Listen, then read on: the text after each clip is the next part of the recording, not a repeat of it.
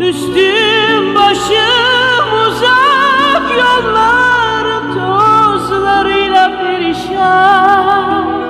Çoktan karalandı ördüğün kazan, üzerinde yeşil nakışlar olan. Anne, ben geldim, yoruldum artık her yol ağzında kendime rastlamakla. Hep acılı, sarhoş ve sarsak şiirler çırpıştıran bir adam. Anne, ben geldim.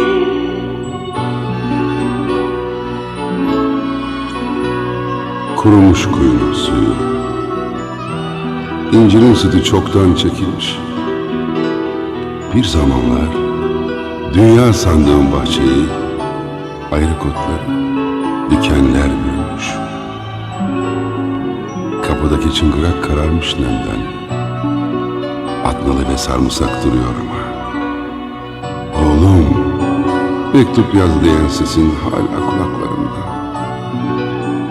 Anne, ben geldim. Ağdaki balık, bardaktaki su kadar umarsızım. Dizlerin duruyor mu başımı koyacak? Anne, ben geldim. Oğlun hayırsızım. Anne, ben geldim.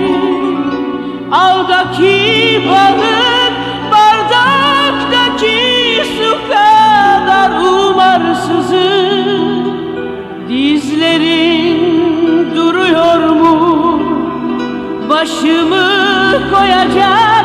Anne, ben geldim, oğlum hayırsızım.